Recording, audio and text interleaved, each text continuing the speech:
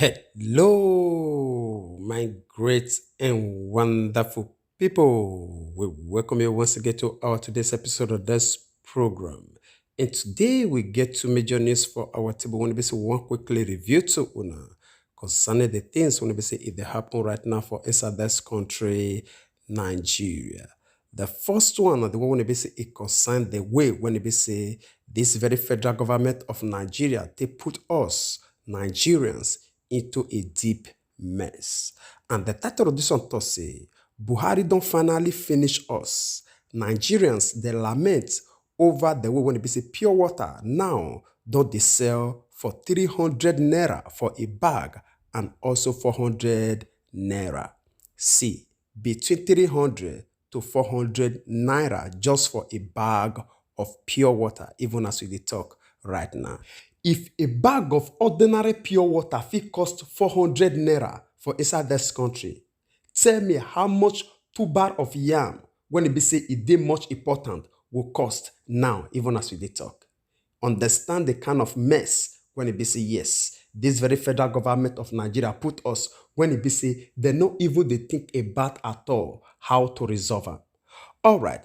After that very one, we still get another one again when it be say it still they come from this same federal government of Nigeria when it concern the budget, when it be say that the budget for 2023 election. This one a budget for election. Listen, the talk say Nigerian government, they budget 100 billion naira for 2023 election.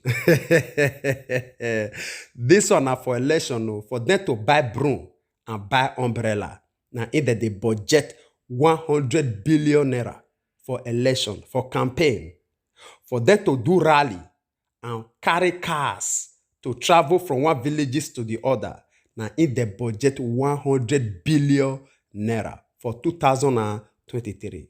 Why Nigerians they die today that they budget 100 billion naira for 2023 when it be say they not even know whether their eye go see. All right, maybe we'll do one or two readings, then we'll conclude together for the comment session. And as we put our hand there for inside this matter, they can make us understand, say Nigerians, when they say that they live for the Federal Capital Territory, FCT Abuja, say they don't cry, come outside. Over 100% rise for the price of sachet water when they say they're popularly known as pure water. According to them, say this Azu Buhari-led administration don't finally finish the masses as they take ordinary water out of their own reach. According to the report for Daily Post, it show say the bag of sachet water when it be say it contained 20 sachet. Now that they sell them for 200 naira to 250 naira, which is the factory price. And the people when they say that they sell for outside, when they say that they call retailers, that they sell for 300 naira to 400 naira against the initial price when they say it be day between 80 naira to 150 naira. Just imagine, from 80 naira to 150 naira, now they sell them for 300 naira to 400 naira. Tell me, not be the way when they say this people take by this retailer, not be the way they say.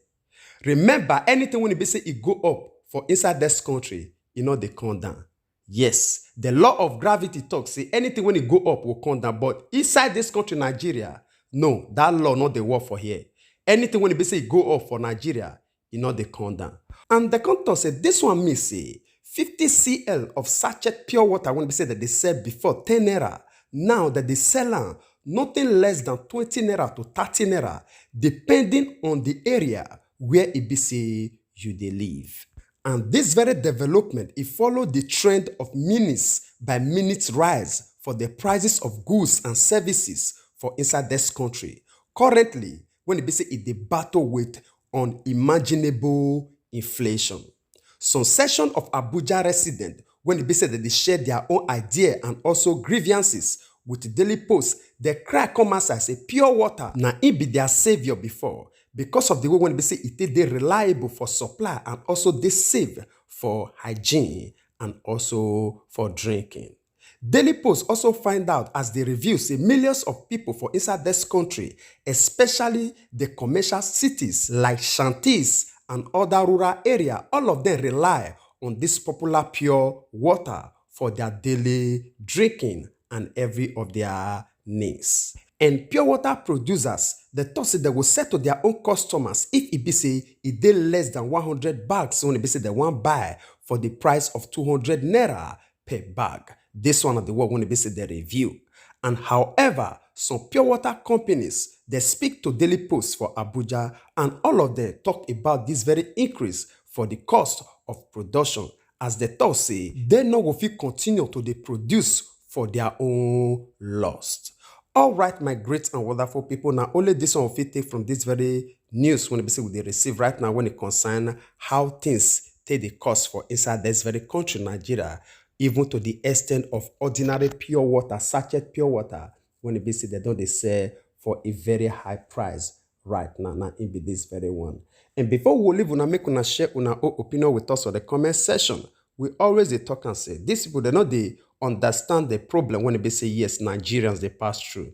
They know they look back to understand the problem of the common Nigerians as they call us. No, they busy about waiting they will do for 2023 when it never come. But the present situation when they say we dey now, they not they concerned about the situation on how to solve it when they say it will make us dey okay. That they bypass the present situation, they put their focus, all of them they fight for 2023. Whereas the people when they say yes, that they lead, they die for this very moment now, when it be 2021. We still get 2 years ahead of us. That they battle about 2023. Everywhere when they say you go around this country right now, and they talk about any politician at all, they are all concerned now 2023. Election of 2023, where president want come from? Who want become the next president? How they would take do campaign, how they would take do rally. But the present situation now, all of them, no one they talk about them. Then tell me how things want it better. The thought say, if you want make tomorrow better, prepare your day now. You never feel prepare your day now. You think about tomorrow. Abi? Now waiting you sow now it will give birth to tomorrow. 2 years from now, it's still there very far. Majority of them not even know whether their head will reach that 2023. Why you not prepare your day now? Why you not maintain the situation when it be say yes, it is before us now? You know they focus. You know they concerned about all those ones. You see and say, we still get a long way to go for inside this very country. All right, my great and wonderful people, I will leave on and make una do the rest for the comment section. Even as we move down to the next news, when they say that they make their own budget already, how they want to do their campaign and how much they make available for their own election come 2023.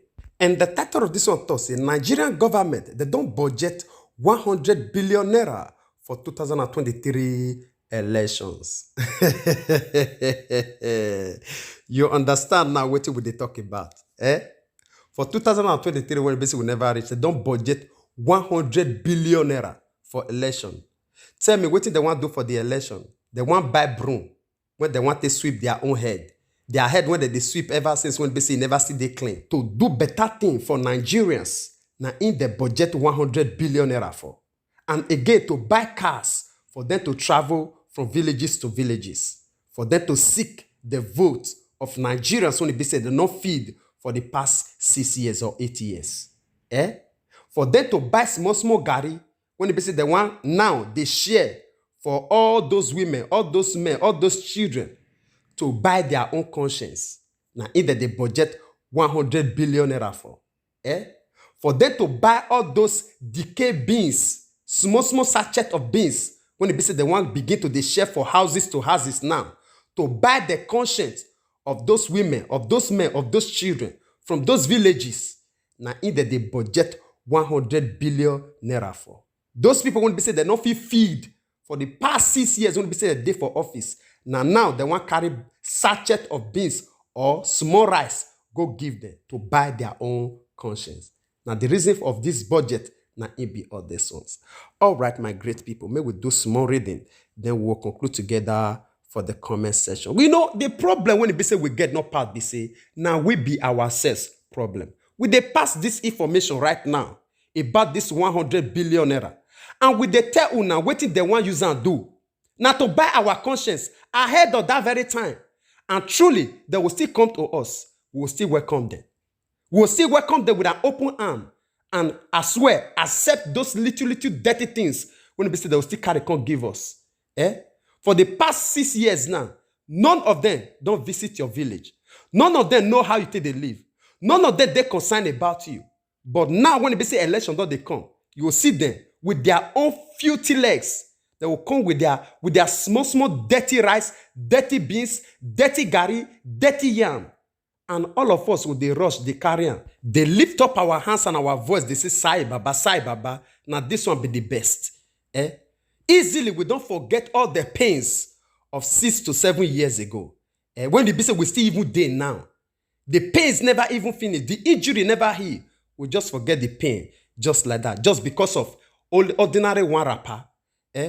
Ordinary small gari. Ordinary small rice or beans. Now, we want to set our conscience for the next 8 years. All right, no problem. Maybe we'll do small reading. Then we'll conclude together for the comment session. And as we put our hand there for inside this matter, they can make us understand, say, the Nigerian government said they don't earmark the sum of 100 billion naira to conduct the general election when it be say it will come 2023. The government, they also increased the national budget for the something when it be say they call FASCA year from 13.98 trillion to 16.45 trillion naira. And the report based on the assessment of the reverse 2022 to 2024 medium theme expenditure framework, when we say they call MTEF, when we see the subtitle to the House of Representatives by this Azum Buhari for approval. This one of the one when we say Vanguard, the review. All right, my great and wonderful people. Now, only this one fit take from this very news when it be say they receive right now when it concerned their own budget for election.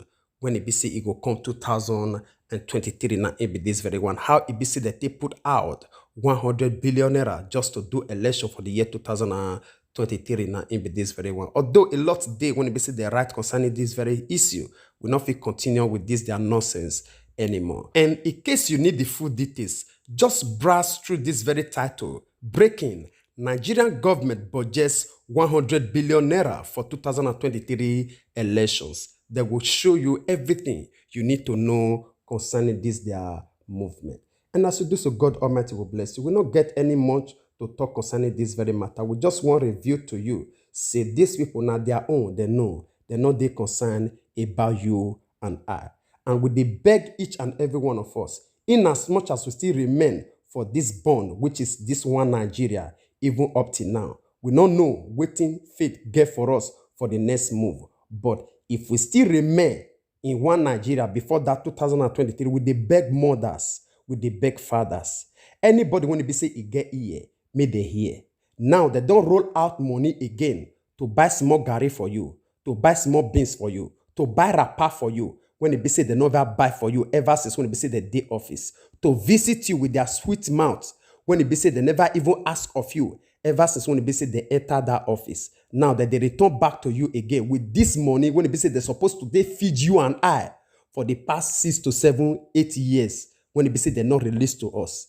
Now that they gather and come back again to give you small beans and small rice. Now, you will still allow yourself to carry that rice.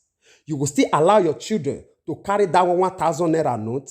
You will still allow your husband to come outside because of that small beans to say he want come outside to stay under sun and under rain to put their hand for paper for these people. Although we know say our vote not the count for them, but definitely they not will ever bypass you and me to say okay, they not will seek for campaign or your opinion and go to do what they know how to do. No, they will still seek your opinion. Your opinion still counts, but that your opinion so you will still give out to this kind of people so that they will still use your own mandate, go to that office and bring you back to where the situation when it be say you and I did today. This one a question when it be say you're supposed to sit down now, ask yourself before they come. Definitely they will come. All right, my great and wonderful people, I will leave when I make una do the rest for us for the comment section. And before then, in case you did not the first day when you hear about us on the channel, but this will say you are highly welcome. I bet make you not forget to do us a favor by hitting on that red subscribe button, and also the small bell when we say near, so that anytime when we bring a new update, you know, we discover to look for it, it will only come to you like a message. And our prayer, remember, say they say we want to be sitting to support us on the channel. And they say we want God with the same people when we support you for everything when you good when you put your hands to do. In Jesus' mighty name. Amen. And you when you don't already be part of this great family, when we say the help or they share these brokers, anytime we basically they make them, God Almighty will bless you. Your effort towards us for the channel will not taken for granted at all. We really appreciate you. I bet make you not forget to help us share this very one so that if we still reach our brothers and sisters all over the world, because we believe we want to say information, not power. And as we do so, God Almighty will bless you. We would like to draw the conclusion of this program. We will see you again when we see you. Remember, we love you all. Bye-bye.